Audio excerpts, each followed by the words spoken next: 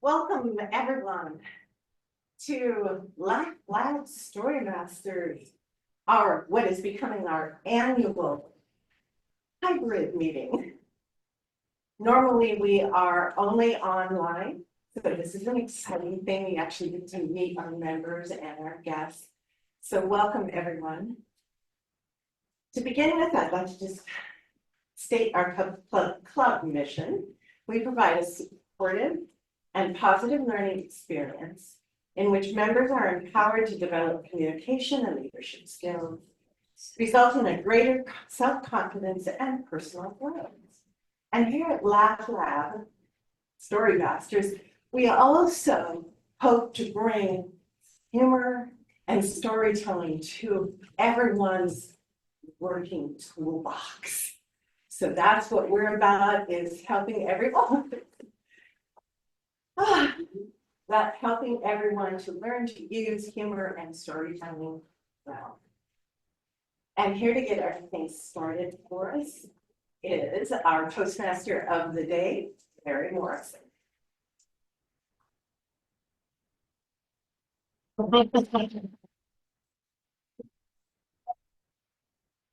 Gotta practice that lecture and etiquette. Gotta practice that lecture and etiquette. Oh, I'm so excited. That's exciting. Thank you, Emmy, for introducing our club and what we're all about. We have a number of speakers lined up today. People have an agenda. I'm assuming Kyle's put the agenda in the chat for our guests. If not, I assume Kyle will be doing that soon, so that you can all see what we're about. So what we're going to do is introduce three speakers, have a little bit of a break, an interactive activity, introduce the next three speakers, have a little bit of a break, interactive activity, and then introduce our final two speakers. Timer. Our timer today is Helen Herb, one of our club members, who is actually visiting us in our room on site today from Shanghai. What will people see on the timing device for their speeches? Right. We will have 7 prepared speakers, and they will deliver 5 to 7 minute speech. So when you see the green card, which means your speech time is qualified. When you see the yellow card, which means you still have Camera's up over by her. So. Oh, okay. This way, right? Yeah. Okay. Okay, so for every prepared speaker, when you see the green card, which means your time is qualified, you reach the time of 5 minutes. And when you see the yellow card, means you still have 30 seconds to go. And when you see the red card, please finish your speech as soon as possible. So for evaluator, we have timer 2 to 3 minutes. Okay, for any speech evaluator, your time limit will be 3 to 2 minutes. When you reach the 2 minutes, you will see the green card. And when you see the yellow card, which means you still have 30 seconds to go. And if you see the yellow card, which means you already reached the maximum time you will need to use, you try to finish your speech in 1 or 2 sentences. Otherwise, you will hear ding. You will leave the stage. Thank you very much. Thanks, Helen.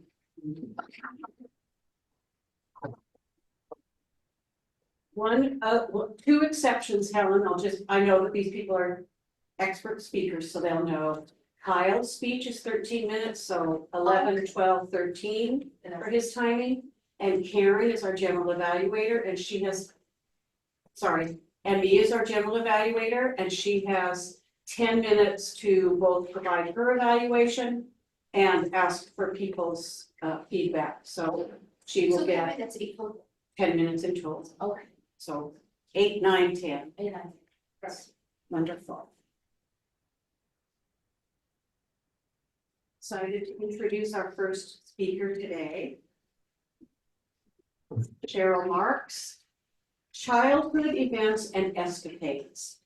Cheryl is giving a level 1 speech, and it's an introduction to vocal variety and body language in her brand new path, engaging humor. She hopes that by giving this speech, she can find the direction she needs to start her path of humor learning. That's what we're all about. So remember to laugh. She'll give the best speech. It's a good thing you told us. Best. Welcome Cheryl Marks, Childhood Events and Escapades.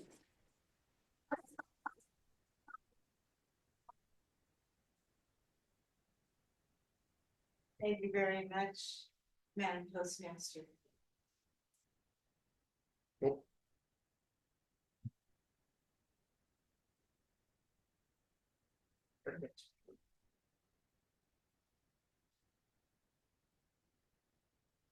Reflecting on my childhood, I'm often scared, but I push through.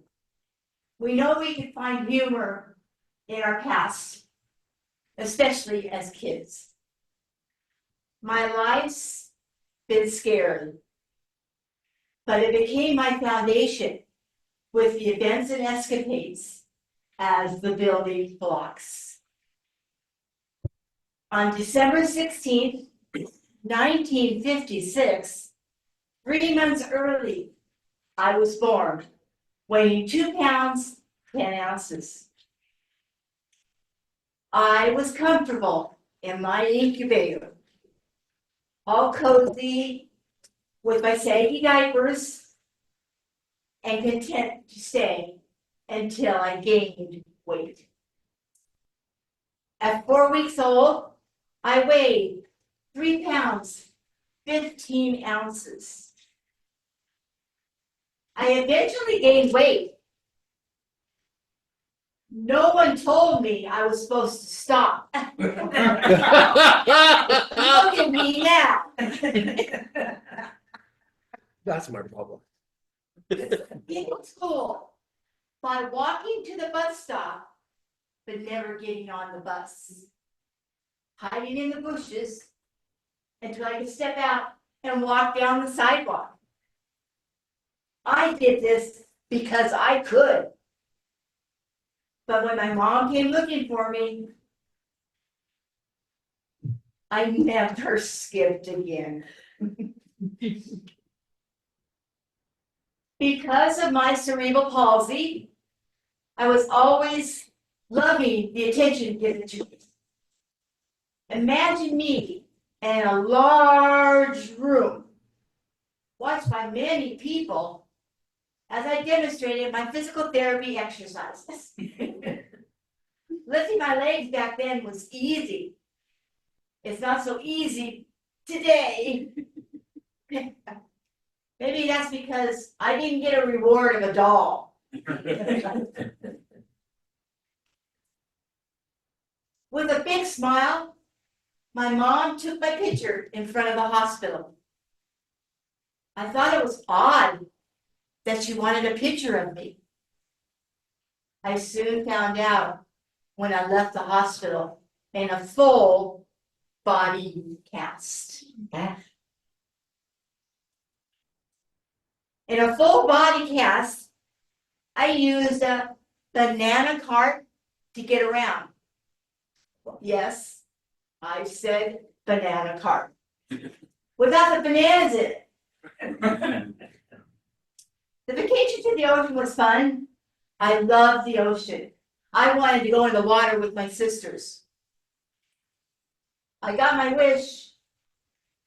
When the tide came in and everybody ran, I sat there waving.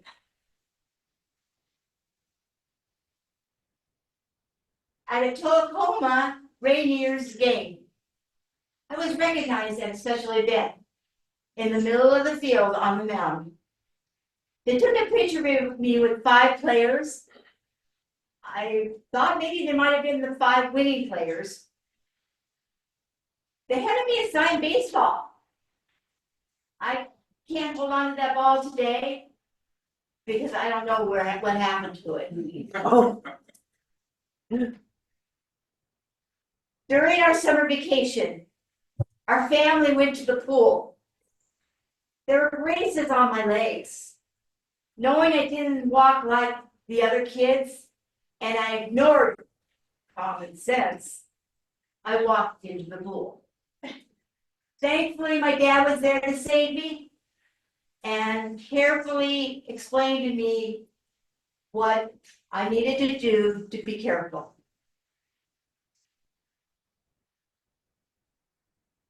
When I was 8 years old, I loved to cook. It was fun. My specialty was mud pies with dandelions. Okay. They look pretty, but weren't tasty. I don't have a career as a chef. I'm never hungry because I have friends that can cook and invite me over to their house.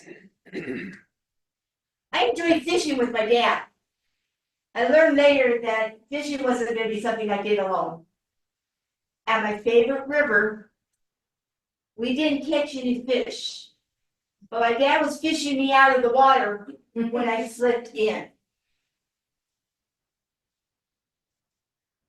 When I was 12 and there was a blizzard, snowstorm, I asked my dad to carve out a riding path so I could ride the snowmobile. Drive the snowmobile, not just ride, drive the snowmobile. He said he was happy to do that.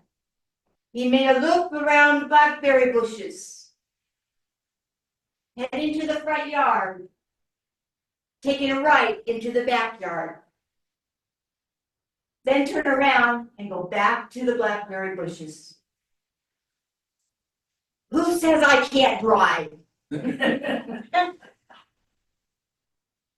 My sister Bambi and I were close in age. We could always get into trouble. The backyard was our playground. My dad thought that the cement mixer wasn't going to be a problem. We proved him wrong.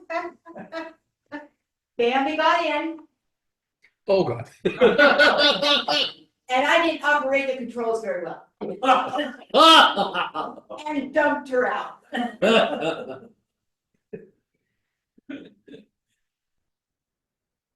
In Toastmasters, we learned that a conclusion is when we stop thinking. I'm tired of thinking of childhood events. Let me wrap up with this one last event and I will close. I love Christmas, so I had my favorite picture with Santa and my leg braces. This is me. My childhood is my foundation. I wouldn't be here without it.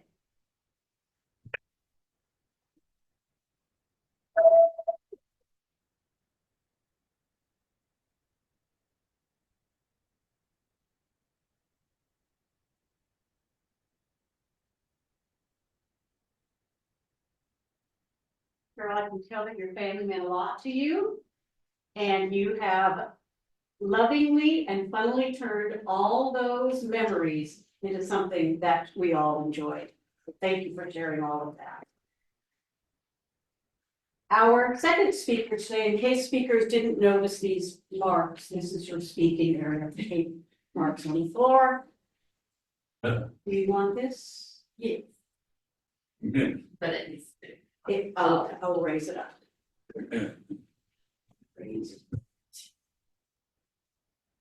Did I all ever explain to you how mechanically inept I am?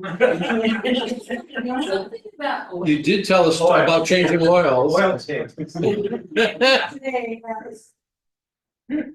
may become more evident today as the lectern here does or doesn't stay up. Right. So our second speaker today, I'm so excited, is our Vice President Membership in Laugh Lab Storymasters, Cynthia Sanderson. Why is this so difficult? Oh, Cynthia is a member of 3 clubs, and she has really enjoyed this year as she has worked and crafted one speech in particular as part of our Laugh Lab Storymasters. This revamp of a previous speech is talking about the trials and tribulations of caretaking for an older generation. Please join me in welcoming Cynthia Sanderson. Why is this so difficult?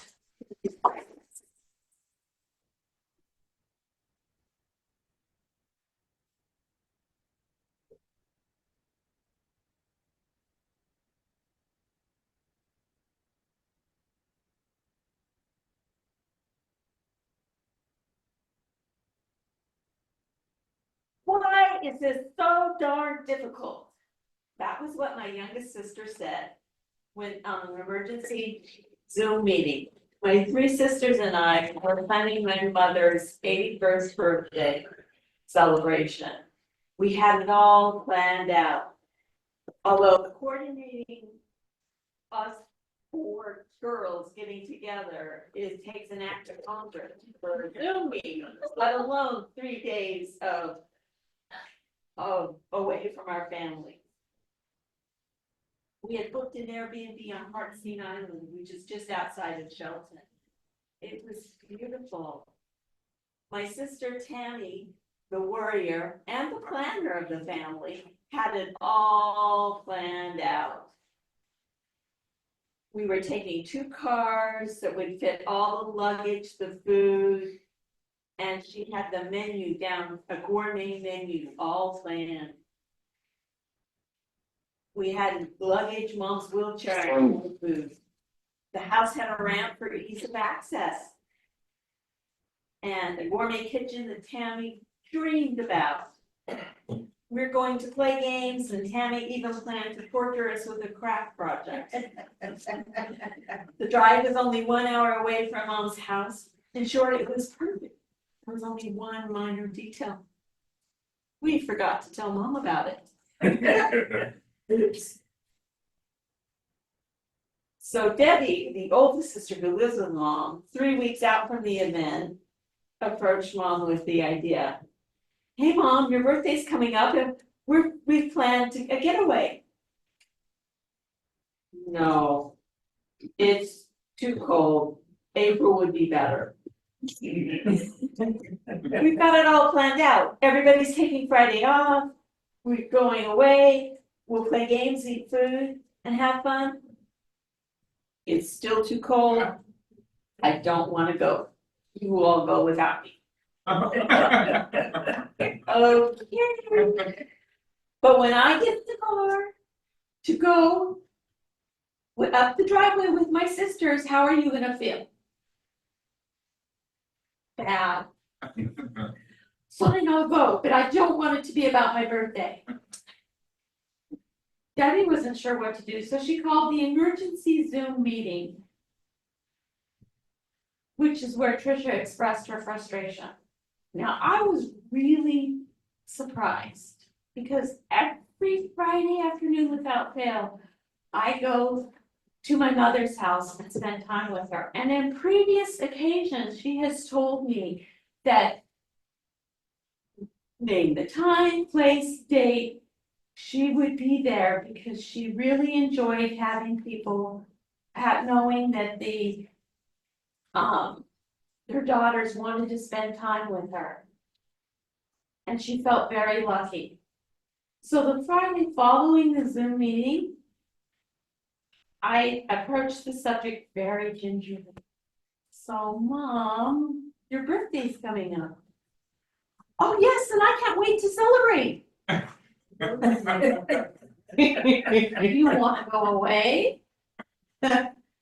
Oh, yes, I can go anytime, anywhere, anyhow. It's you four who need to plan.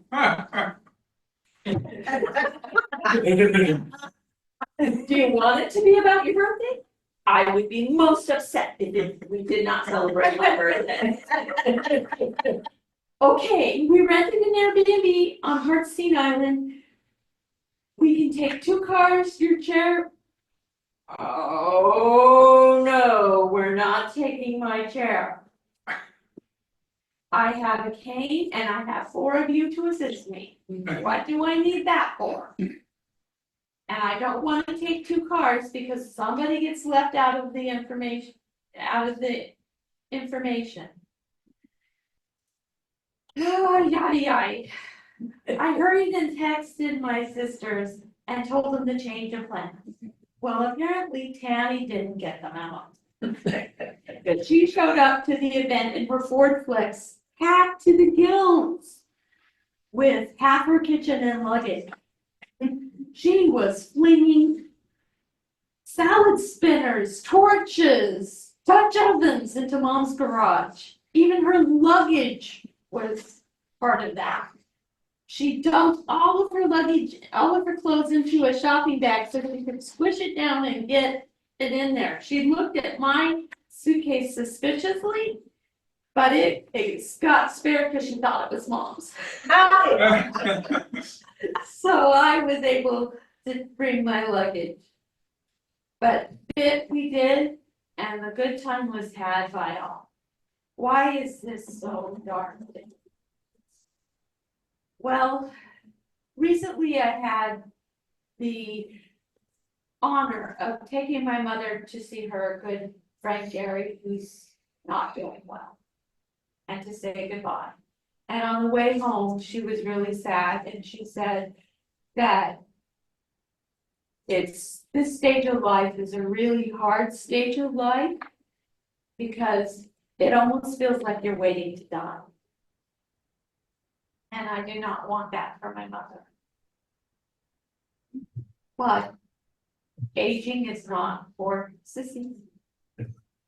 Thank you.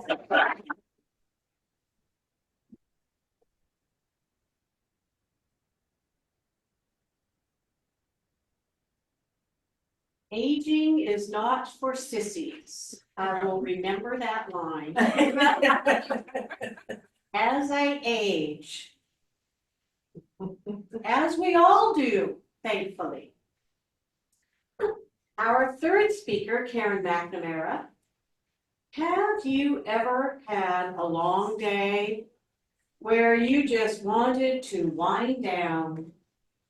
You sit down to relax, and then, oh, everything changed. Today, Karen McNamara, DTM, Distinguished Toastmaster, will share a true story that began with a strange sound and evolved into an escalation, a battle that went over 3 years. The final resolve, or is it really over? Join me in welcoming Karen as she shares the story of beady eyes.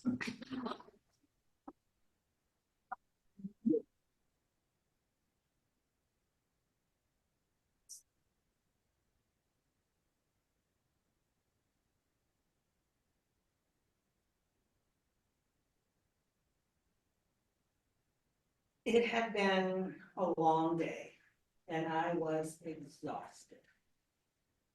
It was the Pacific Northwest winter, which means it was cold, it was wet, and you feel that chill that goes right into your bones.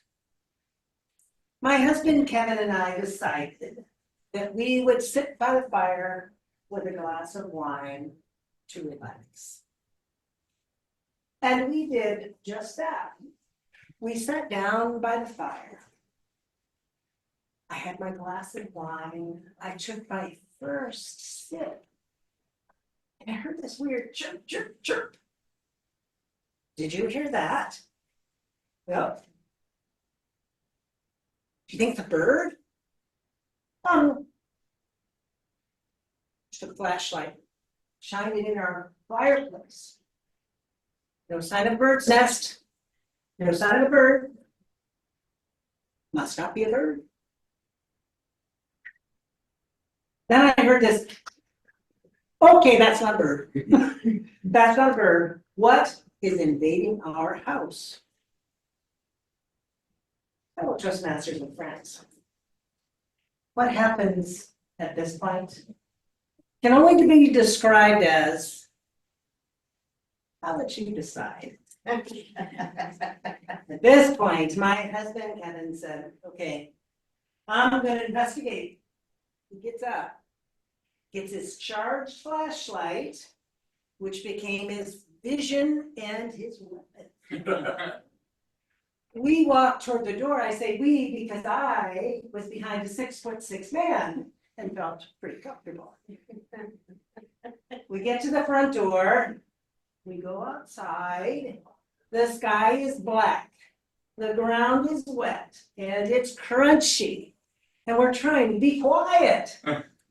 We walk around the house and I'm closely behind Kevin the entire way. We get to the side around where the fireplace was, which was where the sound seemed to be. And he shines his flashlight. There's a 6-inch hole in my house. Okay, that's not good. That's not a good thing. Did you see those big eyes? And they were gone. What was that? Just a rodent. Not to worry. A rodent in my house? That's not, I'm worried. That's not me. Don't worry. I'll board it up. It'll be fine. We'll wait till it comes out. Like, till it comes out. Well, just then, the eyes came forward again and went away. And then came again and took off over the roof. Beady Eyes was a squirrel. Why is a squirrel in my house? Don't like it. So my husband gets the wood out and he pounds and he covers that hole. Mission accomplished. So we go inside, finish our wine, and get up in the morning. Well, of course, in the morning, I want to check that. And I go and sort of sneak peek. The hole is back. He had climbed through, scratched through that wood and made another hole. Not a problem. Got you covered. He puts a bigger piece of wood over that area. We take off and go to church, come back a couple hours later. He walks out there, I go behind him. And when we get there, there's another hole right around the wood. How can this be? Not to worry, I got this. He brings out metal. He puts a metal barricade over this hole. No way a squirrel is going to get through that metal into our house. I check back later. It's still nice and firm. It looks good. So I'm thinking, maybe we've done it. We sort of look at each other. We did all right. And I'm in the kitchen.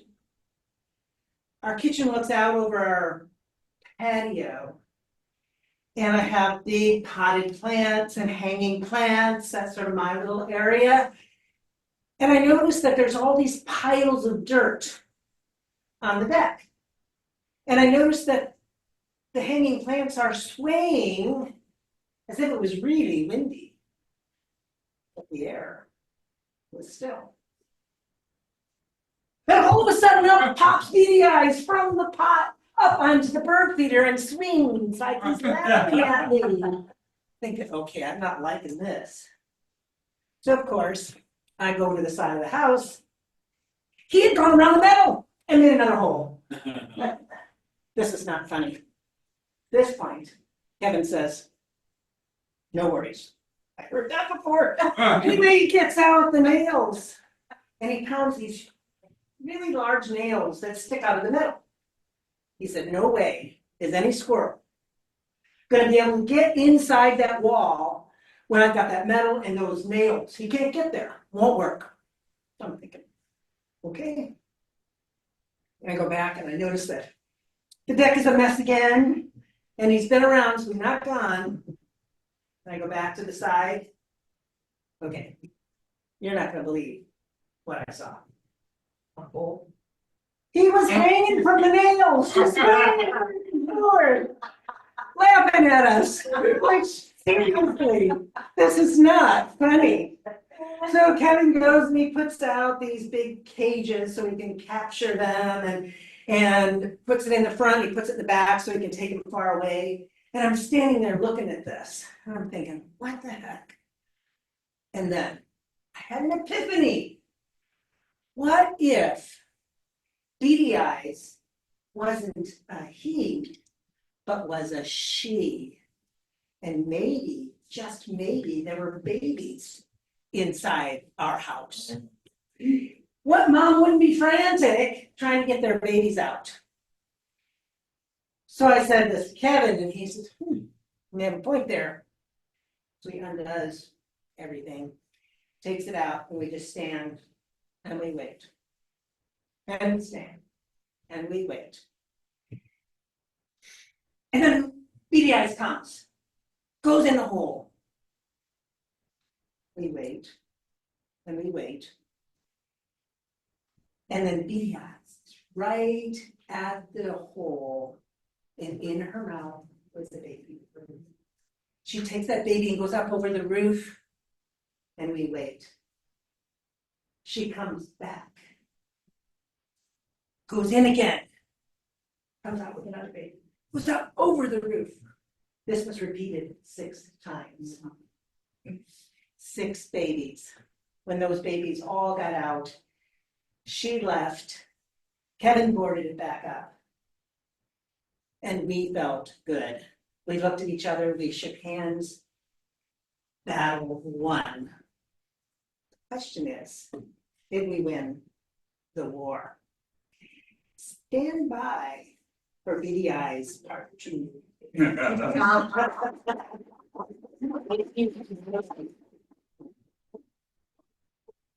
Beady Eyes Part 2. Join us for a future meeting to learn more about that. We get to take a little bit of a break now.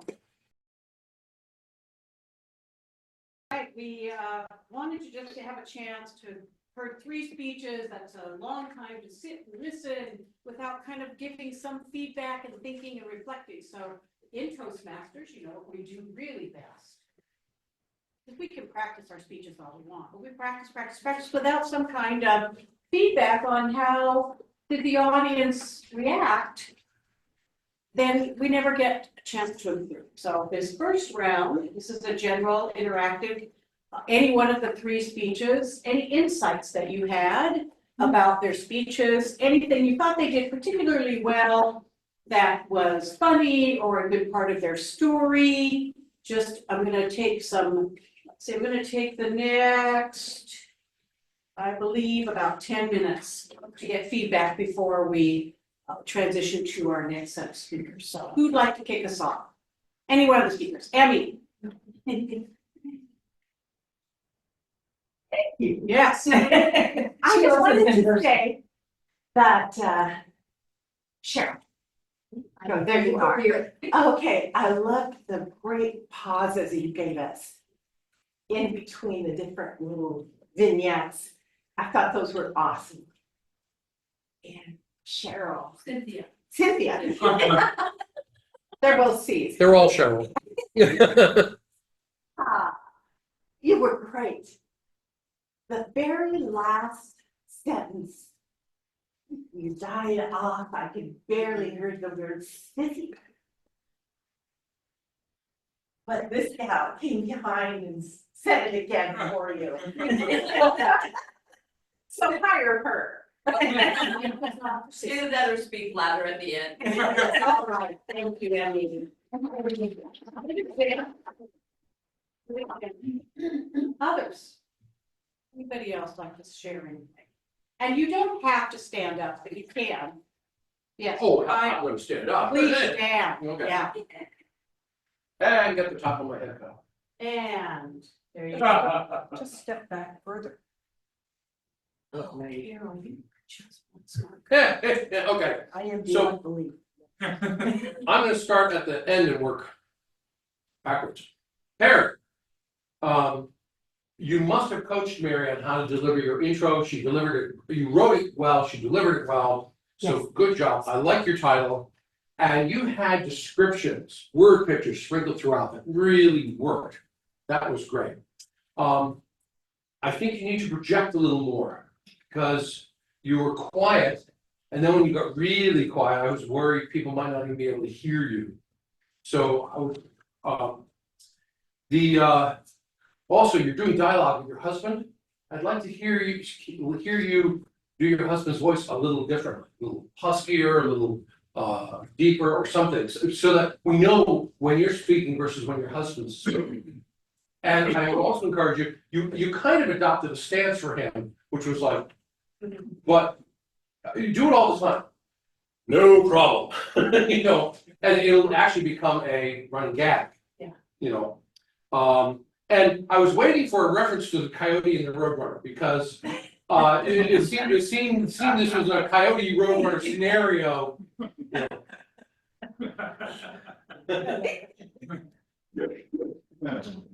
know. Cynthia, I love the comment about your sister was going to torture you with craft projects. There might have been an opportunity to expand on that. You had some great expressions, especially when your mom was now saying that everything was cool when to the other sisters she had been saying it wasn't, and I could see there was a little bit of confusion. I would like to see you expand that, exaggerate that, but really don't be afraid of making it too big. And you were talking about the sister dumping everything out of her car. I think that needs a simile. Like, watching a dog shovel dirt, dig a hole and all the dirt flying out behind it or something. I was trying to come up with a good simile for somebody just heaving stuff out of their car. Cheryl, you had a lot of good material there. You got some laughs. Congratulations. I wanted to know where the baseball went. I mean, you may not know, but do you have a brother or sister who might have taken it? Are you suspicious? Can you create a laugh there? And the other thing I wanted to know is your dad is creating the snowmobiling path for his daughter. What is mom thinking about this? Mom might be sitting there having fits, and there's some humor there. So, thank you. Those are my thoughts.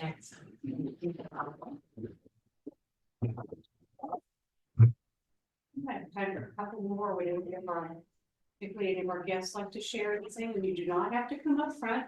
Microphone will pick you up. Most of us can see you, so any thoughts? I wanted to know on the snowmobile, did you ever turn the wrong way? Yes. You need to put that in, because that's how I learned how to drive. I ended up turning into the blackberry bushes several times.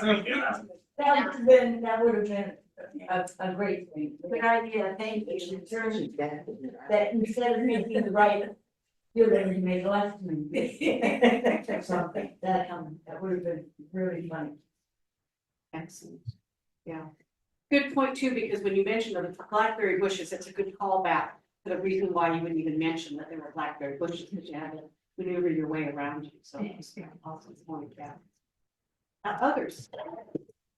Yes. I just had a thought about blackberry bushes, that getting out of them might not be as easy as getting into them. So true. But if I remember correctly, there was more snow around them than there was blackberry bushes. Because it was a big blizzard, so there was a lot of snow. And so when he was carving a path around it, it's just snow. You didn't even know there was blackberry bushes there. You didn't live there. So many details you have to think about. Do I want to include this when you're telling the story? What does it add? How will I expand on that if I include it? And when you have a chance to get some good feedback, expand more or take it away. So wonderful. Anybody else want to add anything? Not, I'll kind of move on. I guess I would add how fun it is to listen to 3 different speakers with 3 different approaches to both their storytelling and their humor. Cheryl kind of gave us a little bit of a chronology with some themes running through it, how your premature birth had impacted you. I was waiting for you to say how the braces on your legs weighed you down. It was like, that must have been like having a belt on, or a weighted belt, like a scuba diver. Well, that's what it As you go, was. right. It was So a weighted belt with the braces, With that braces, was to go right. down to the shoes. Right, so my imagination went wild on that one, and then, So you didn't gain weight, you just were. that kind of weight was horrible, right, and they got on. And then Cynthia, we've heard that speech if you've been part of our club a number of times, but it's just improved over time, and each time you give us a little bit, really refine the moments that are very humorous. And the conflicts that your mom created in both this difficult time of her life and being difficult herself, without ever saying my mother was difficult, so I do appreciate that. And then Karen with beady eyes, I will say, I've heard Karen's speech a number of times about beady eyes, but this is the first time I got to see you really give it. And what a difference it makes to give a speech when you got the chance to use the stage and use your body, so really appreciate it. Excellent, well, we get to move on to our third set of speakers. So here's what will happen with this set of speakers. I just need to do a little bit of pre-work. So there are 3 speakers here. Emmy will speak, then Helen will speak, and I will speak. During Helen's speech, this will be the one speech that we actually will use the evaluation tools that our club has developed to help us improve our humor and storytelling skills. So Helen will have 3 evaluators at the end of her speech. I have those evaluation forms. So before we actually begin, I'd like to distribute them to our audience members, so I just kind of take care of all of that before getting into the speaking portion. Another bit of housekeeping I need to do is Helen will lead a timer for her speech while she's speaking, 5 to 7. So maybe if I could ask Cynthia, if you could do that for Helen. You're not an evaluator for her, are you? No. No, okay. And then I'll need someone to introduce me. Do you have an intro? I do have an intro. I will be happy to do. I would love that. I will leave my intro right up here for you to use. Okay. So let me get those notes. Sorry to leave the camera empty, but the room knows what I'm doing. Leisuk, I understand you're our single online guest right now. So, while I'm doing my little paperwork thing, did you have anything you wanted to add for any of the speakers from the last segment? How could I say? No pressure. I cannot. Yeah, to be honest, I cannot concentrate on the speeches or what you say well enough, because it is in Korea. It's 2 o'clock in the morning. Oh, man. What did she say? It's 3 in the morning. Oh, 2 o'clock in the morning, and I feel a little. What of the expression can I use that? So just let me look at and but even though I feel a little sleepy, but in the first section, especially the speakers, I could not catch up with all what they say, but vaguely I could understand what humor is. Wonderful. Thank you for joining us. Thank you. So Toastmasters, it seems like I've confused people by handing out the things because I forgot there's actually 2 pages back to back plus a 3rd page. So if you've got whatever you've got, some people may have one that says you have what you need to have. Let's see. Let me hang on a second. Would you hang on a second? Humor. Karen, do you have the humor page? Okay, who has a humor page? One that says humor. there you go. Humor. Yay! We're gonna do a little switcheroo. I can go out and get copies because we will take a little break. Storytelling is Phil. Phil, do you have a storytelling page? Good. Content, Cheryl says content. I don't have one at all. Devin's not hounding the evaluation form. My phone in the center. Yeah. Everything always ends up in the center. Anybody need content? Yeah, content. We can make copies during the break too, if someone wants them. Yeah. There's one more. Does anyone need a pen? Anyone need a pen? Or anything to write on? If you can find it. All right. Seems like we're ready to go. Let's make sure. I'm doing my continuing environment. Emmy? Oh. Sorry, do you want this? I do not need it. All right, then you have a seat. Just a sec.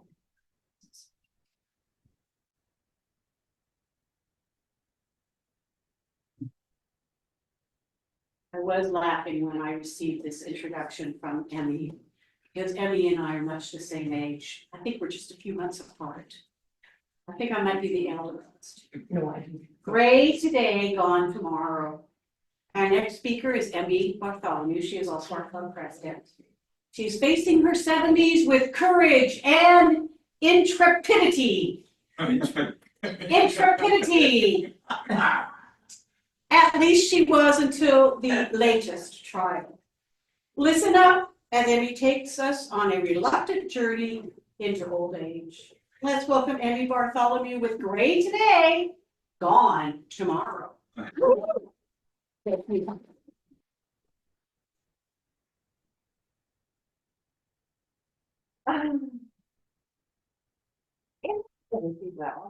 I'm a little child.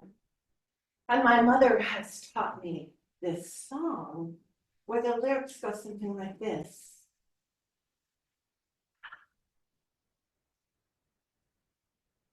When I was just a little girl, I asked my mother, what will I be? Will I be pretty? Will I be rich? Will I be bald? She said, yes.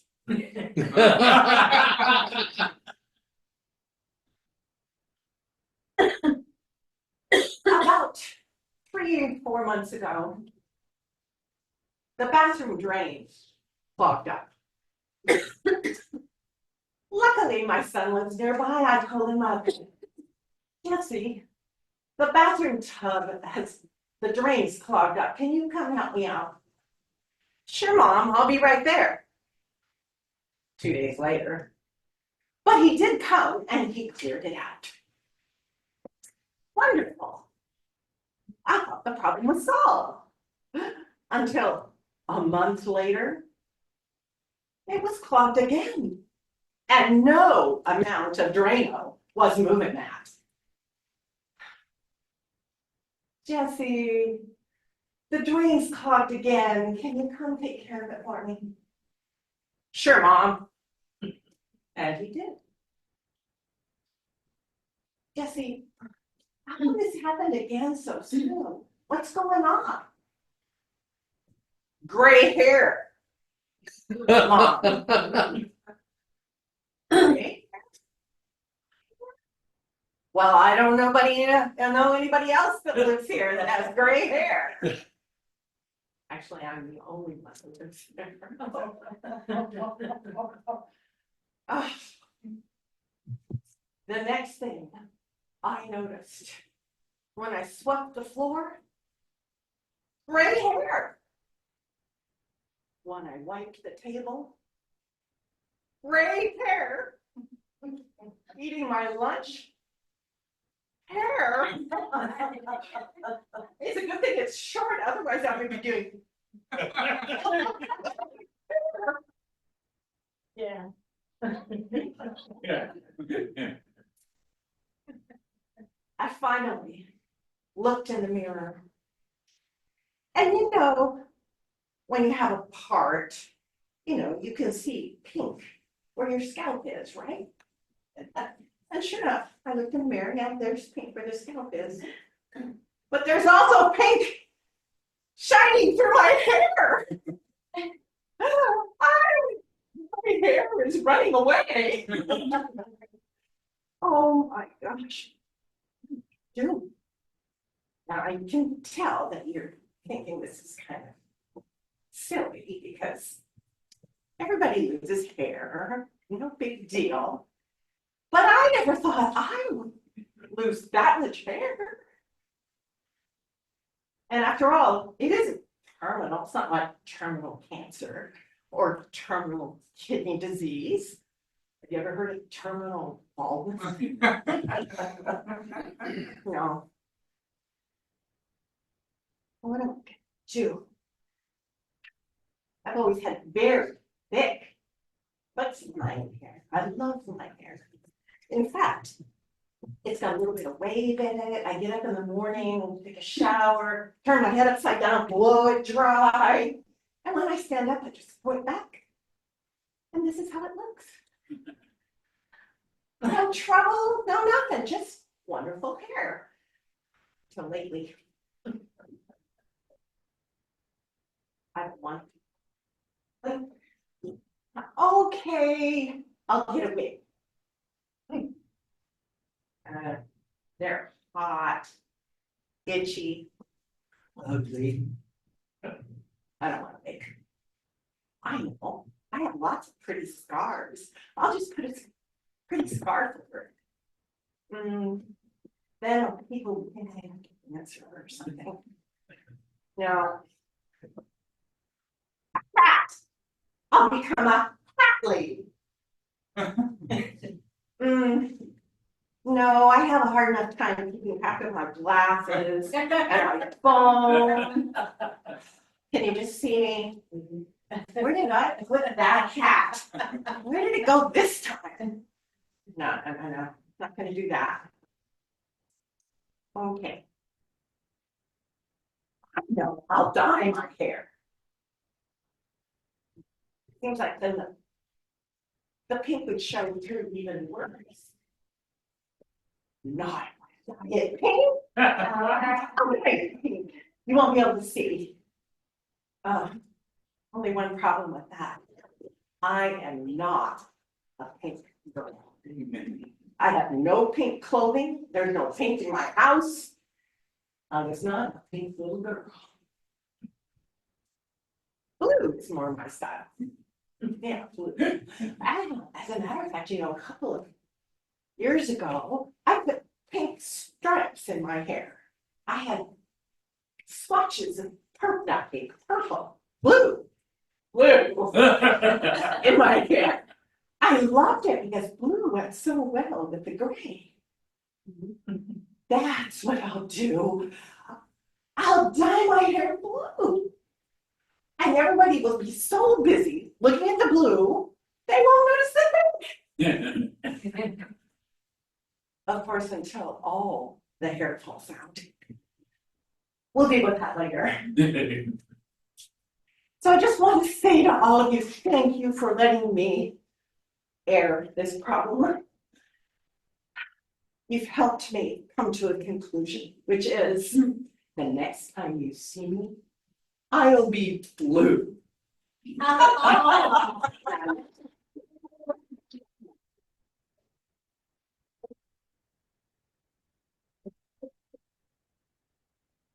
I think blue would look lovely with your eyes too. It really makes them pop. And people might not notice the lack of hair or the contrast between scalp and hair.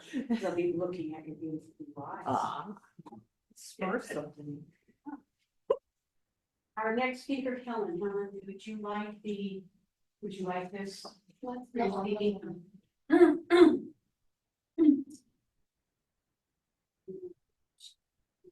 Some paper. Excellent. Amplify your voice. Helen Kerr from Shanghai, China, joined our club Laugh Loud Storymasters about 9 months ago. And she recently stepped down as an international director from the board of Toastmasters International at last week's Toastmasters convention.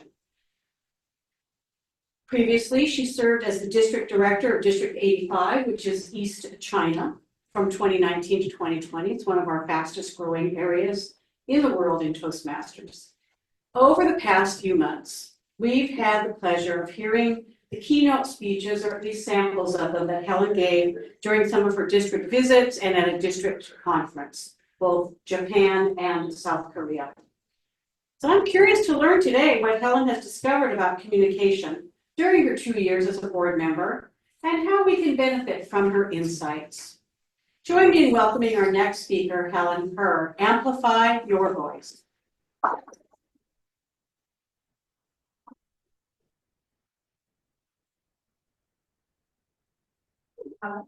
Would you like to consider to run for international director?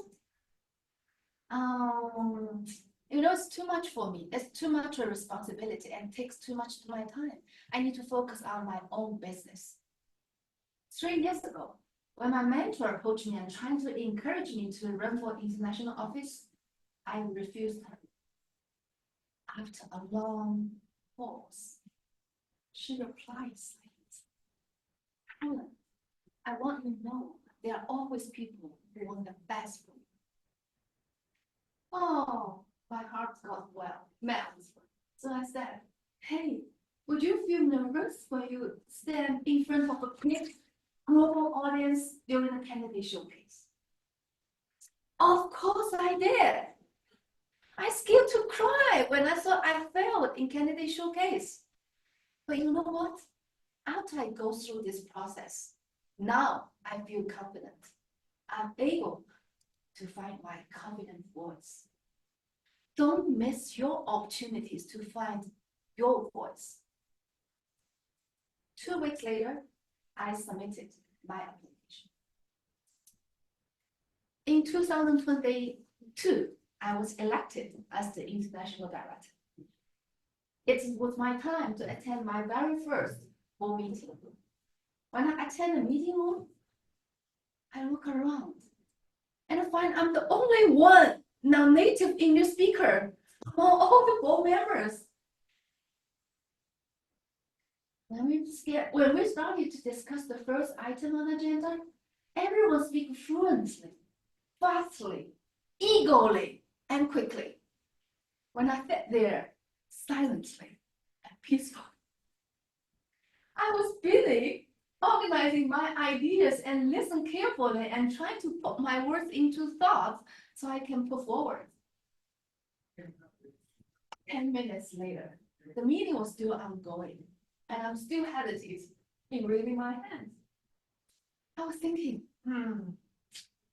does my idea sound brilliant? Should I wait more? Should I speak? At that time, the meeting chair's voice rang out. Hey, here's our last speaker. We will wrap up our discussion for this topic. And I said, wow, this is my time. I haven't speak yet. So this time I was not hesitant. I raised my hand firmly. And the meeting chair saw me and said, I'm sorry, Helen. I thought he is our last speaker. We only have so much time for our meeting today. Oh, and I couldn't believe it. I lost opportunity to speak. Why couldn't I share my thoughts earlier? Why did I have so much hesitation? Once an opportunity is missed, it's gone forever. Don't miss an opportunity to send your voice. And since then, I've become more proactive in sharing my thoughts in any meeting, including family debate. 1 week ago, the Toastmasters International Convention was held in Anaheim. And it was also marks my conclusion of my 2 years term as international director. And for all of the international directors who complete their 2-year service were invited to do a 2-minute farewell speech. 2 minutes, 300 words. What would I say? Now I'm thinking, this is my last time to address 400 district leaders across 150 countries in my IT role. I could not miss these opportunities to inspire and benefit them. I want to grasp these opportunities by amplifying my voice. So I did my speech. I started my speech by shouting out, 加油, a Chinese word, which resonated with them. And then I started to share my touching stories during my district visit. I highlighted how district leaders successfully revitalizing their district by their commitment to connecting with members. And finally, my words built into climates when I invite everyone to reflect what is the true essential of Toastmasters International. It is all about the authentic relationship that empower and uplifting us.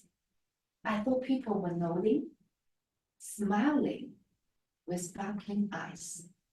Wow, they are with me.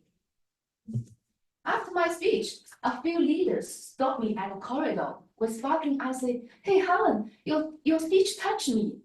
Your words about the true value of Toastmasters, about this authentic relationship really resonate with me.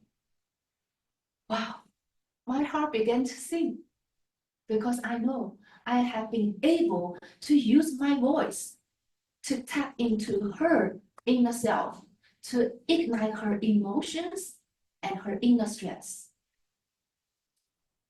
I did that. So throughout all of our life, we have been on the quest to find our voice and assert our voice. Whether we are in community service, engaging in business meetings, or conversing within our families. But it is not until we realize the significance of our voice could we realize its impact on others and on the organization we care for and believe in. And that moment was truly fulfilling. The journey for me was a 1-decade odyssey, from transiting, finding my voice, to projecting it, and now amplifying it. Yes, I met tremendous challenges, but thanks to the tremendous support from my Toastmaster family, I was able to thrive. Thank you, Toastmasters. Thank you, Lab Storymasters Toastmasters. Thank you, my mentors, for helping me grow.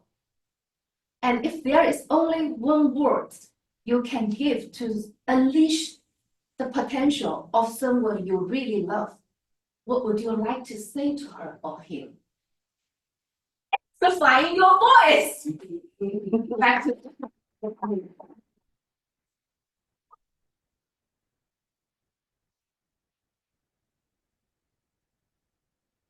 Thank you, Helen. It was my pleasure to be able to hear both your showcase at International when you ran for that office and then your 2-minute. And I really appreciated the message you had to give to all of our members. Toastmasters, at this time, I'm going to transition control of this meeting over to Kyle Hall to introduce our next speaker. Kyle.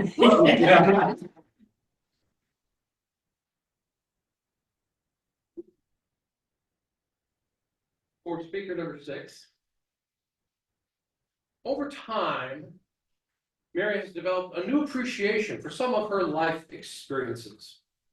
While they may seem difficult or funny or even traumatic, as time passes, she can appreciate them from a different perspective. This changes their meaning and even the impact they have on her. Please welcome Mary Morrison sharing with us, do eyebrows grow back?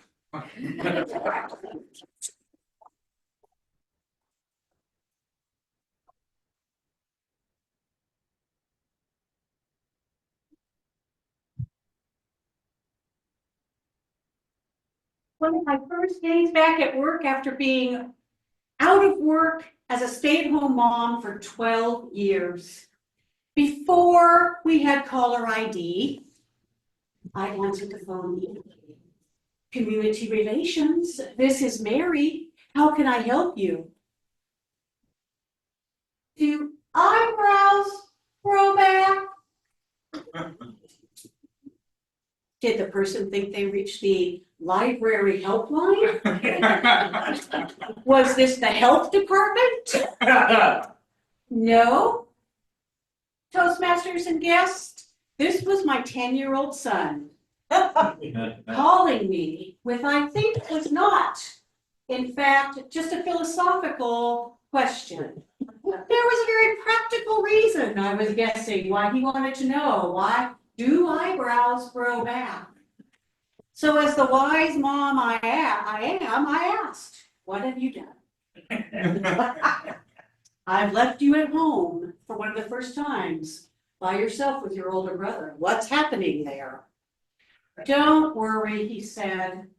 We were out in the yard doing something to do with, this is what I heard, something to do with raid and a match and ants and blowback but it's not a first-degree burn. I know that from Boy Scouts, but I'm wondering about the eyebrows. Well, that set me off to really wondering about what kind of child I had raised. Was this going to be someone I was going to bail out of jail? Was cruelty to animals in his future? You hear about these things as a parent. You read about them. If they're pulling the legs off of bugs, are they now then going to go on to torture the family pet? What else is going to happen?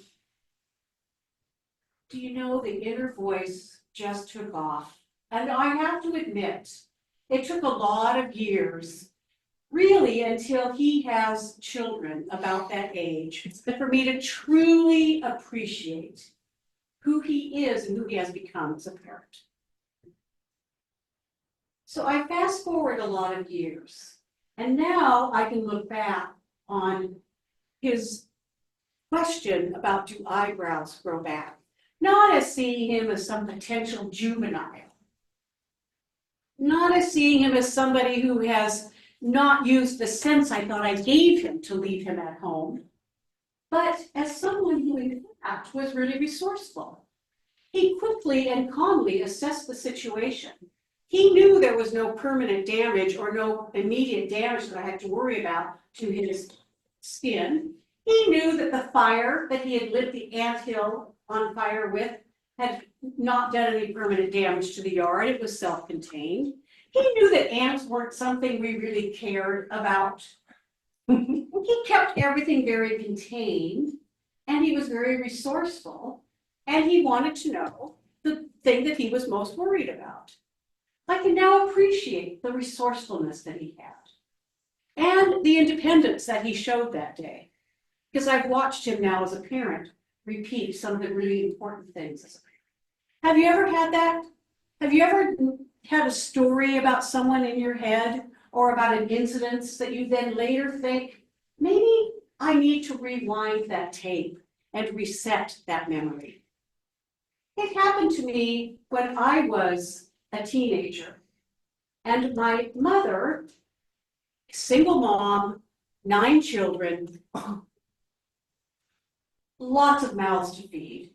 When the opportunity came up for me to move when I was 15 and live with another family, she, I thought, joyfully said, heck yes. Don't let the door hit you on the back on your way out. For a lot of years, I thought my mother did not want me. I thought going home and saying hello really was just another way to soothe her, I'm going to be a parent to you, but really you're gone, goodbye moment. We had an uneasy relationship through most of my then childhood, adulthood, till maybe I was in my 40s, and listening to some of her history, realized that at the age of 15, she too had moved away from home, just like I had. In her mind, it wasn't a sign of not being wanted. It was a sign that she trusted me. She trusted that I was an adult enough that of all of the children she had at home, she was the one that could say, The world can give you better than I can give you here, and I want you to take advantage of that. Just as she had done at the age of 15. It reframed everything about my relationship with my mother. And instead of kind of always worrying and always being afraid to confront her and say, what were you thinking? Why did you do that to me?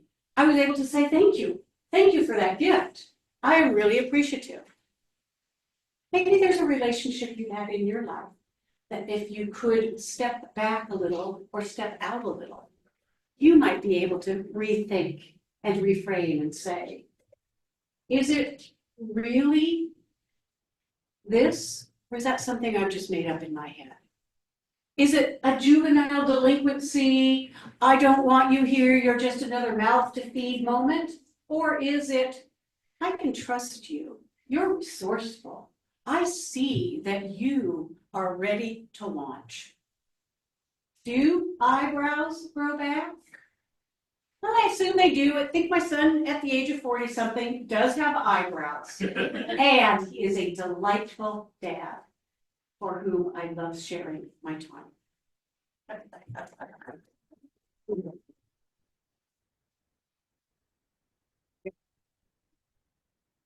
And it was my pleasure to take control of the meeting, and I will now hand control back to our Toastmaster. Thank you, Kyle. And you might want your sheets back, and I added a page there for you. Excellent, thank you, Kyle. Well, we get to take a little break. So maybe Helen could give us, I'm gonna check you.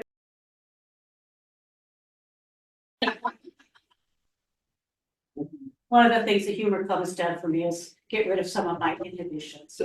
Maybe I should have kept them. You might think.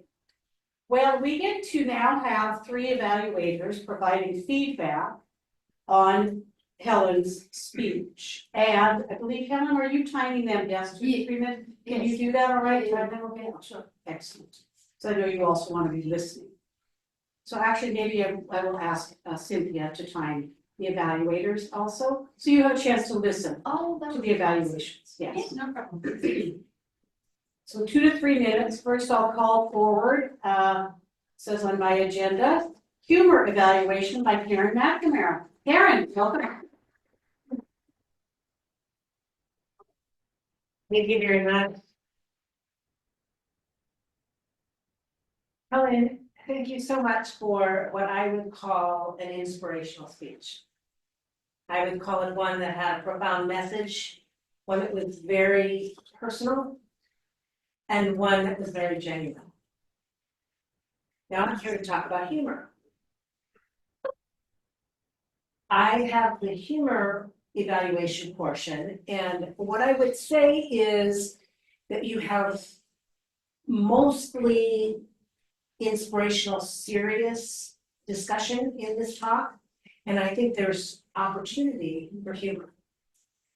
Because what happens is when we laugh, and after we laugh, we pause, then whatever you say next, we remember. So when you're giving an inspirational message, something that you want them to remember, if they laugh first, then you've got their ear, and then you can say your profound message or learning, and that helps them. So even in a serious inspirational speech, I recommend incorporating humor. It doesn't have to be barrel of laugh, it can be a simple smile. It can be a way to remember it by picture. So I think this particular speech can go even a little higher by adding little pieces of humor. I tried to think of different ways or different components that you could add into that. And one possibility would be sharing a little piece of a funny story to start. Because you had several moments where you did initial speaking or missed your opportunity to speak, and people can relate to that. So perhaps shift that story where you talk about it to make it a little bit funny. That might be one way. Another thing you can do is pull in some of the tools that we've been learning in Laugh Lab, Storymasters, and that would be where you can use some descriptions that give you a picture too, like when you talked about your heart pounding. It was so loud and, oh, did I say that out loud? So I'm saying the two words, I'm talking, feeling my heart pounding, and then I say it out loud. So kind of a play on words there. Your missed opportunity, you could perhaps talk about related to, depending on your audience, something, maybe a sport, it could be like you missed that last strike and it ended the game. And now I can't, because I just said that and they heard it, then you can give your message. Metaphors is another way you can bring humor in, or you can do things because people remember a metaphor because it's sort of a play on words. You talk about, for example, it's showtime. I begin. Now I remember that, and now my voice is a little louder. Wearing a heart on a sleeve, you talked about that. Hitting the books is another phrase you could use instead of studying hard or intensively, that kind of thing. Getting blood from a turnip, yeah, that's how I felt. I can't speak, it's like pulling blood from a turnip, and using phrases like that. Pulling someone's leg. When you did a good job, I liked your phrase where you talked about applying it to your family debates. That was good, I liked that phrase in there. And when it did the flip around and it resonated with everyone, I thought that was also very powerful. So my overarching thought is that this is very inspirational, very powerful, memorable, and with a little bit of humor tweaked in throughout, it'll be even more memorable. So thank you so much, Helen.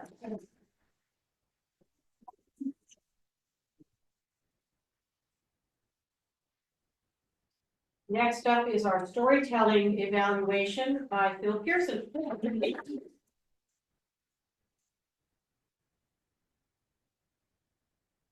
Helen, thank you for your story and for your lessons that you've learned in your Toastmasters journey. My part is the storytelling. I'm going to leave this clear storyline and structure part of our evaluation to the end because I think that will help sum up what I'm going to hopefully help you with and give you some insights. Clearly, the hero in the story is Helen, very clearly. My question, and maybe your antagonist or your anti-hero is your own self-fear and self-doubt. I didn't quite get it, so I wanted to know your Superman, the comic character Superman and Kryptonite.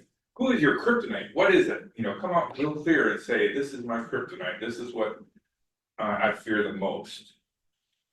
And then take that to the next step. And how is that your Kryptonite is the same as all of us? We all have self-doubt. We all have fear. How can you relate that to us and help us see us, the audience member, in your shoes and how we're the same? And then we can learn another lesson.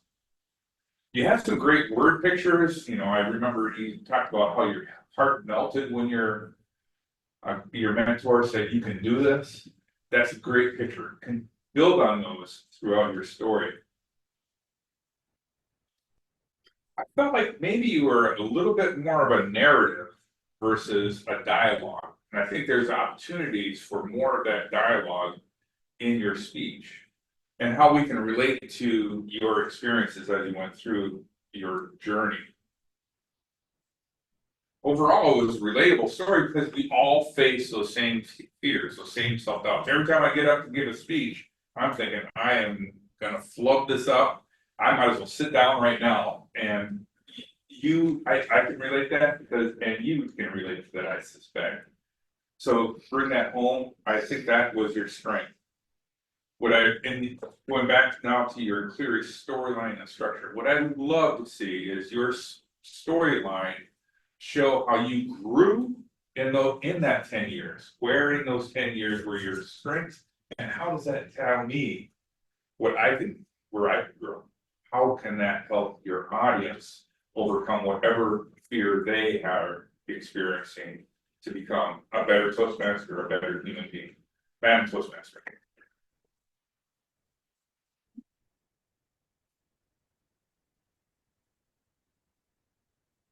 Have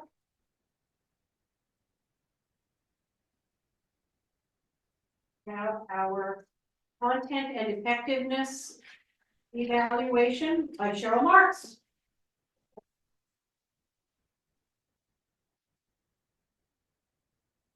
I hope they get a lot stronger here in the future, so I don't always have to stand, and I like this.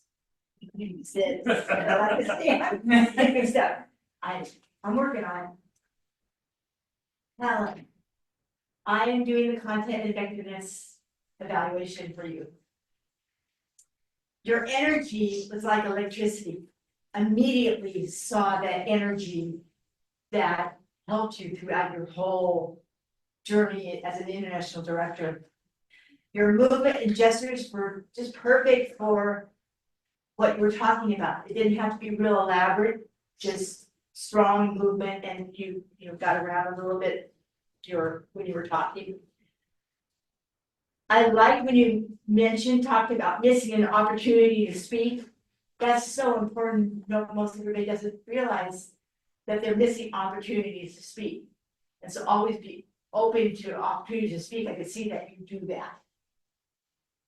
Your timing of speaking as being an international director, I can see that you use your audience to convey that and fuel your words, your audience fueled your words and what you were talking about, the international director. I felt like you were talking to us, telling us we could do things like that. You made me feel like I can use my voice and amplify it out there. I talk pretty loud, but your strong presence of amplifying your voice was, I saw that. I liked how you ended your speech with a strong amplify your voice. I challenge you to take that strong, what you did at the end with saying amplify your voice, and do it similar at the beginning. So start your speech really strong, like you did in the end. I think that would just totally just put it all together. I thought you were really soft in the beginning, and I would like to see you do the amplifying your voice loud, do something like that at the beginning and the end.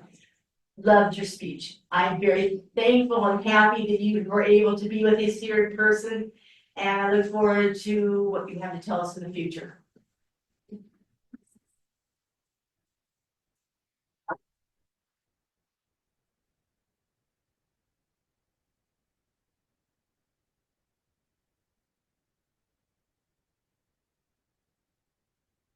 One of the tools that Helen used to help develop this speech is something that's available to all of us in Toastmasters. It's an AI tool called Udly. Just a show of hands, how many of you have accessed Udly? It's available if you're a member. I wish Udly had been available when I was a beginning speaker. I spent 8 hours or more crafting my speech.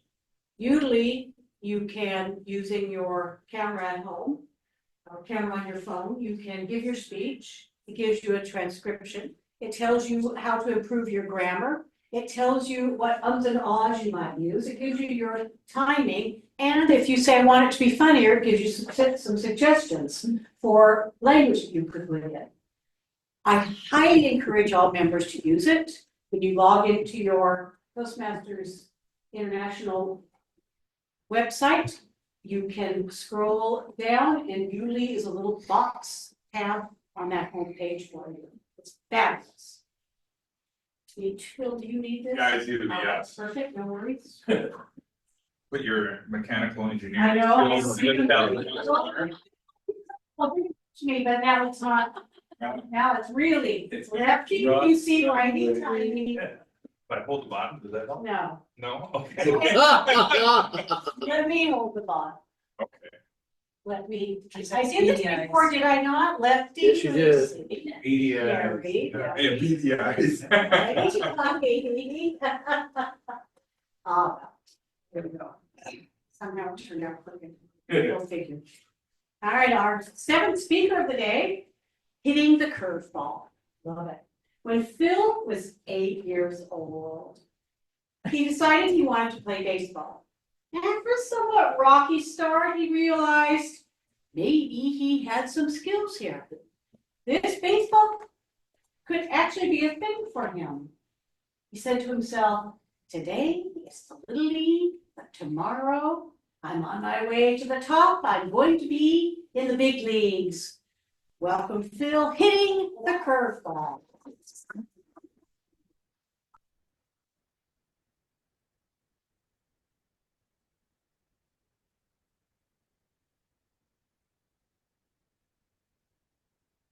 Dad, I want to play baseball. That was me when I was 8 years old. Looking at my dad, I could see him beaming with pride to hear those words. We had been playing catch since I was a toddler. And now I was actually asking to be on a real baseball team. Well, I discovered that playing baseball is a little bit different than playing catch. But I eventually picked up some skills.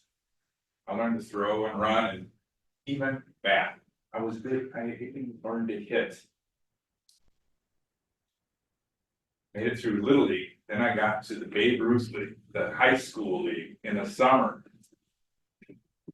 Those pitchers have a really, really fast fastball. And they had a new thing, the curveball. Fellow Toastmasters and friends, have you ever tried to hit a curveball? You know, where you step in and you think the ball is going here and it ends up over there? Huh? Have you tried that? I did. Has life ever thrown you a curveball? Right? How did you deal with it? As my high school graduation approached, I was all set. I was going to go to Air Force ROTC at North Dakota State University. I had my application in and it was accepted.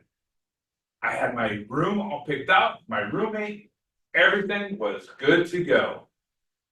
Then, the Friday before my high school graduation, I get a letter in the mail from West Point. The letter says, "Dear candidate, the primary has declined his appointment to the academy. As the first alternate, you have 72 hours to decide if you want to accept this appointment." Friend, I looked across the breakfast table. Dad, what do I do? Oh. Philip, you have to decide. And you have to decide quickly. That's kind of like just like me trying to hit that curveball. You have to decide, and you have to decide quickly. Yes, I made the call, and I graduated 4 years later, and off to my Army career. It's a swing and a hit. All right, on base. Later, I'm up for promotion, and I'm at that 10-year mark in my Army career. At 10 years, we have to decide: am I going to make this an Army career, or should I go do something else? Well, I also had to get through this promotion before I could make that career choice, really. I asked all my mentors to look at my file. They all said, "You are good to go. Don't worry about it. You just have to decide if you're going to do these other things or not." So when Captain Donahue, that Navy captain I worked for, called me into his office one afternoon, I very confidently threw it in. Captain Donahue says, "Phil, take a seat. I don't understand it, but the promotion board did not select you for promotion." Oh. Dad, what do I do? Philip, do your best. You will figure it out. Well, isn't that also the case with hitting a curveball? Sometimes the ball breaks in a direction you didn't even see it going. I eventually left active duty, joined the reserves. Well, that's a swing and a miss. Well, it all turns out pretty good, I think. Recently, I decided I'm going to retire from my state job. And I went to the doctor for one last routine physical checkup. Dr. Scott ordered all these tests on all these things to do. He also gave me ordered me to do an echocardiogram. Sure, I did all the pokes and prods and all the measurements. Got back on the phone with Dr. Scott. He says, Phil, I'd like you to see a cardiologist. The cardiologist reports, Phil, you have developed what we call atrial fibrillation. AFib. That's where your heart develops a irregular beat. I'd like to recommend that we do a cardio version and start you on a blood thinner right away. Cardio version? That sounds like a great new workout. Let's do it. No, Phil, not a workout. We're going to zap your heart back into a regular rhythm. So I did.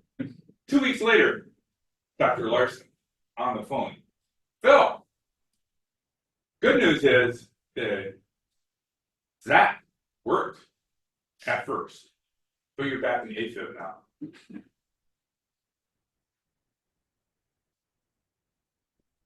Turns out you have a very stubborn heart. Doc, geez, my wife could have told you that.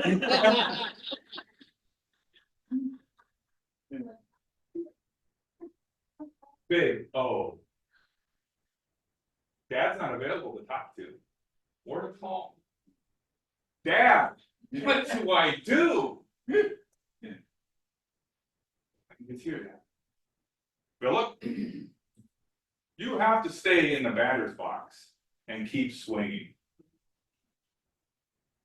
Friends and Toastmasters, that's really the big lesson, the big batting lesson for life. You stay in the game, stay in the batter's box, and take the pitches that you get. Will my next swing be a hit or a miss? I don't know. I do know that I'm taking that crazy little blood thinner twice a day forever, and I will be thankful every time I get to make a new memory with family and friends around the world. Oh, one more thing, in case you're wondering about that curveball, you know, in the Baby Ruth League, I decided track and field was more my sport.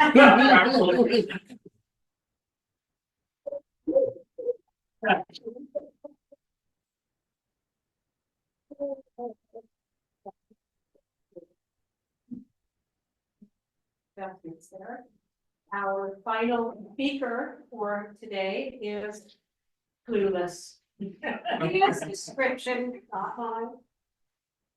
sharing with us this morning the sum total of what he has learned about dealing with the female of our species. Please join me in welcoming Kyle Hall, who describes himself as clueless.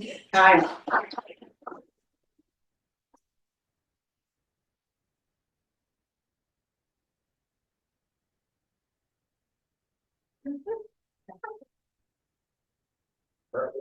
Technically inept. Dude.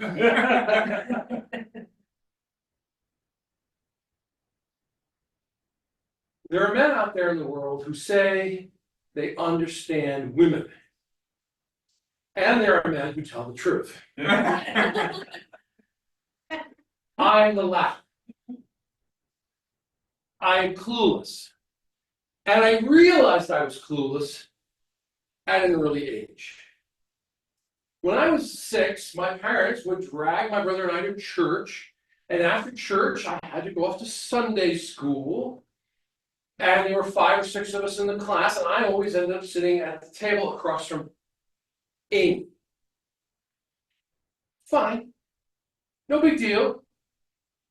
But after a couple of weeks of this, I started having feelings about Amy. I didn't understand it. I didn't know what these feelings were. I'd never had them before. I couldn't talk about this with my parents. These were feelings. I couldn't talk to Amy. She had girl germs. I didn't know what to do, but I wanted a little attention from Amy.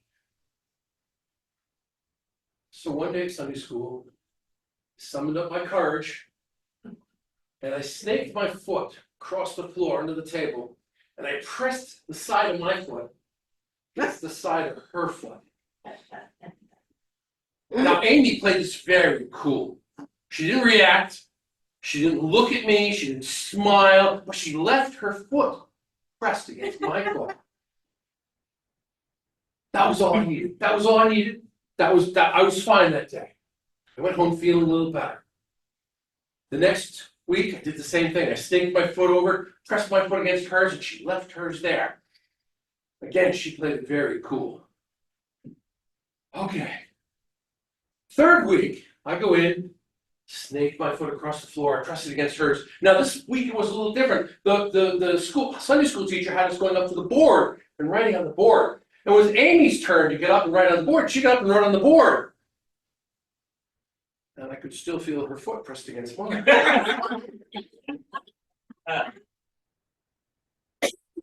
Something's wrong here. So I snuck a look under the table, and for the past 3 weeks, I've been playing footsie with the table.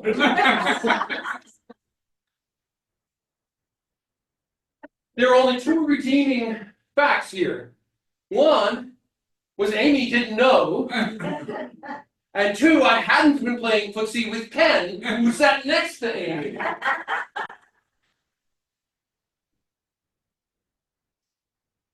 So I found out early I was clueless. But I am teachable. I got an important lesson my sophomore year of high school. I'm walking into school in the morning, heading for my locker, and I hear, "Ow!" And I see John, my classmate, staggering down the hallway, holding his face turning red. Behind him, standing in front of her locker, is Tammy. And Tammy is enraged. Well, I went up to Tammy and said, "Tammy, are you okay? Are you okay?" "Oh, I'm so mad at John. I'm so mad at John." "What did he do?" "Oh, he said I was a girl. I'm not a girl. I'm a woman. And all the while I was talking with him, all he did was stare at my chest. That's when I slapped him."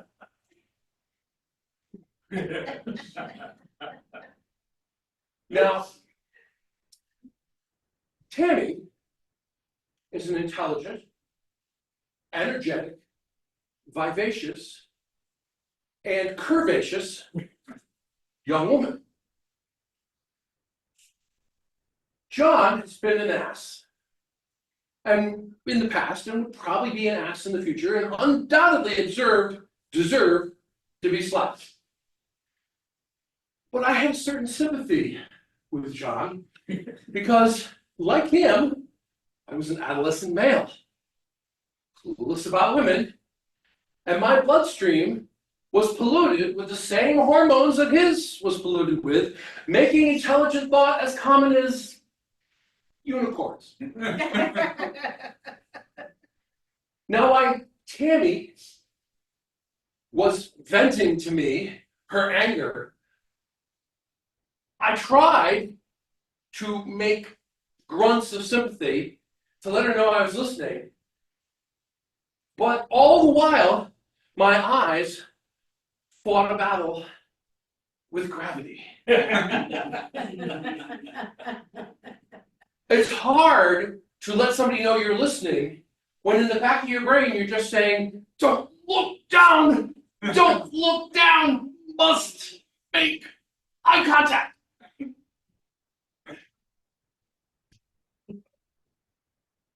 Well, my battle with gravity was ended by the school bell ringing, saying we had to get to our classes. So I said, Timmy, I'm sorry, I gotta go. I know John was a jackass. I'm really sorry. And she said, that's okay. Thanks anyway. And she bounced off. A moment ago, Tammy was an enraged Amazonian warrior, and now she's a happy cheerleader. How did that happen? Did it happen because I listened to her, looked her in the eyes, and said she was a woman? Wow. Dealing with women is going to be harder than I thought. Now that one lesson, helped me out for many years. And it stood me in good stead when I went off to college. And I met a young girl. A woman. I met a woman.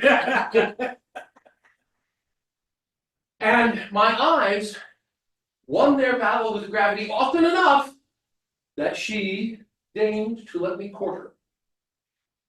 And I courted her for a while, until she no longer cared if my eyes lost their battle with gravity or not. And then she surprised me by asking me to marry her.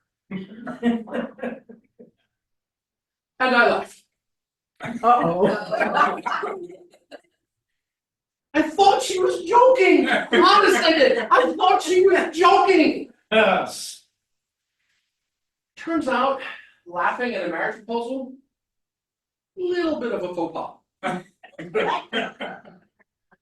Let the groveling commence. After a lot of apologizing, she agreed to forgive me. She agreed we would be married. She agreed to take me back. And she rescinded the stay-away order. And after a while, we were indeed married. Now I thought, I'm married. It doesn't matter if I'm clueless, because I'm married. Well, about a year later, I was reminded, it does matter. My wife and I, we went to a Christmas party.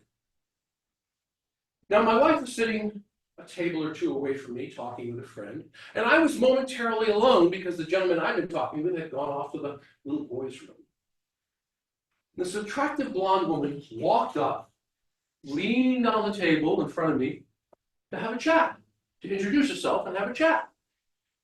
Well, she must have been unaware that the swoop cut of her blouse and her leaning forward the way she did created quite the gap that one could look down if you chose.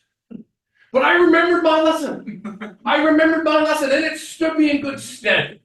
I was not going to embarrass her. I was determined to look her in the eyes. I would not embarrass her. All I had to do to screw up was look down. I wasn't going to do it. So we talked for a little while, and I tried to make pleasant conversation. As pleasant a conversation as you can while chanting in the back of your head, don't look down, don't look down, you must make eye contact. Well, after a few minutes of this,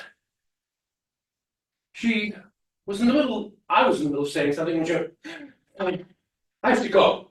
And she trudged off. Well, it seemed a little odd, but okay. That evening, my wife and I are driving home. And Carol says to me, you know that blonde woman you talked to for a little while? Yeah, she seemed nice. Conversation was a little strange, though. You know she was trying to pick you up, right? No. Yeah. Trying to pick me up? Yeah. Why would she do that? And my wife sat there with this satisfied smile on her face, just quietly shaking her head. Now I thought that my cluelessness was at least limited to my species. Turns out I'm wrong. My wife and I adopted a cat, a rescue cat named Kismet, young female cat.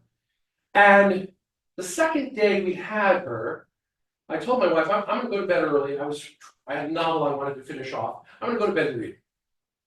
So I went into the bedroom, propped myself up, got my book out, started reading. And I felt Kismet jump onto the bed. And she walked up to me with this very serious look in her eyes and plopped on my chest, demanding scratching. Okay, fine. Put my book down.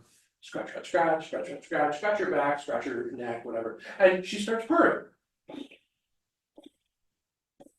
And a little bit of the claw thing, the kneading thing. Now, for those of you who don't speak cat, a little purring, a little kneading, that's cat for, I like what's going on, let's keep going. Okay, she's enjoying herself, so I start scratching a little more vigorously, back, neck, ears, ruff, belly, whatever. And I'm scratching her, and she flips over on her back, and now she's, and the foreclaws are going more. Okay, this cat's really enjoying it. So I'm scratching, and tail, neck, ears, belly, scratch, chest, neck, belly. And it got to the point where she couldn't even get a full purr out. She didn't so much sound like she was purring, she sounded like somebody trying to start up a 57 Chevy. And all four legs are doing this, the claw thing. This was a cat in ecstasy. There's nothing unnatural going on here. This was just a guy scratching his cat. That's what I thought. So my wife walks into the room, puts a hand on her hip, cocks an eyebrow, and goes, "What's going on here?" At that point, Kismet leapt up, sprinted to the opposite corner of the bed, sat down, and started licking her paws. Now, even to my befuddled male mind, that was clearly like, we weren't doing anything.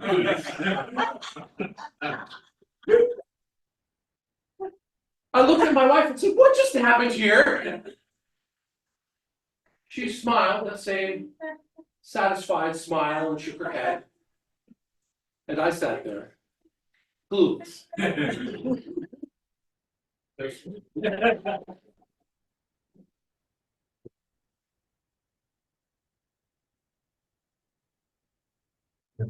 And she's still shaking her head smiling. Oh, thank you, Kyle. I'm kind of glad you're clueless, because it's very entertaining. My wife thinks so too. Got you where she wants you. So we will transition, I don't think we have a break, somebody have an agenda. It does say break. Does it say break now? There you go. Do we need a break? Well, I don't think we do. Oh. all right then, I'm going with the energy of the group. Let me call forward our general evaluator, Emmy Bartholomew. Emmy?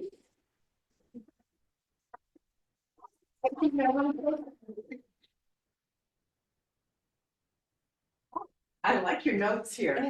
Amy, Fanny, Carol, Kismet, all the old names. Guys on there. Wow, what a great meeting. And you kept it on time, Madam Toastmaster.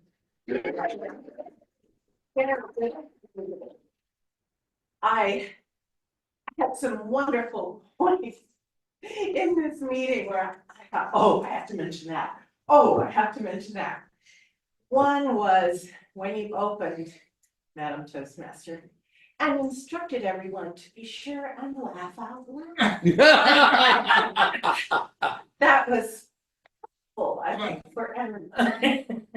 And to remind us that we're not online anymore. Yes, we can laugh out loud. And it certainly is helpful to the speaker to know how people are responding to the stories, to the humor, everything. So thank you for doing that, Mary. I also appreciated defining the speaking area. So thank you, Kyle. It's good. We got off maybe a little bit late, but it didn't seem to affect me. I think Mary, the Toastmaster, adjusted, left out an opening activity so that we could just continue on. And I think it's wonderful the way all of the people got this up and running in half an hour. And that's really why we were late, because there was something that needed taken care of. And so flexibility, we showed flexibility as well as teamwork to get this put together to happen. All right. The break, we came back from break on time. There were some wonderful points from our other speakers that I'm not going to take the time to go over right now, but then I noticed some really wonderful humor, some wonderful metaphors. For instance, the kryptonite. Right. Then, when we came to the evaluators demonstrated our evaluations very well, the kind of evaluations that we did.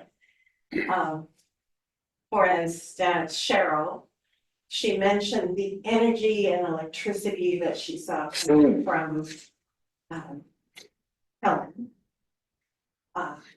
And she supported her efforts to even make it better by adding a book in. She didn't call it that, but starting with a louder voice and ending with a louder voice so that they match each other and help us get through that. Then we had the humor section. I think I've lost my Karen did the humor. There it is. Yes. Nicely done. Explaining to Helen the difference that humor can make in our message, how people remember the message better after a point of humor. So I think that was a very valuable message that Helen was able to take in, and now she can make those changes that she needs to her speech.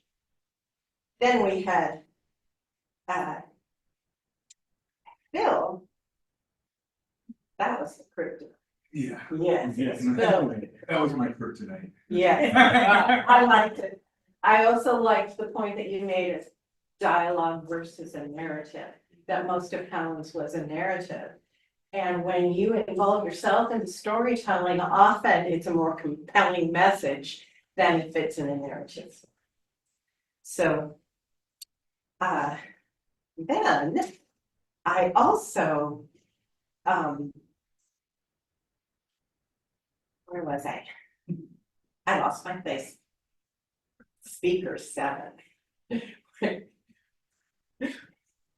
Which was Phil with his little boy beginning. You know, here I am, a little boy, and I'm hitting that curveball. Well, you know, it's not that easy, is it? I appreciated the metaphor of the curveball for life, that we get these curveballs all the time, like losing your hair. And also that you have to stay in the batter's box, you know. Don't give up. Stay in there and make your hit, yeah. Now, Kyle, playing footsie under the table. Not with Ken.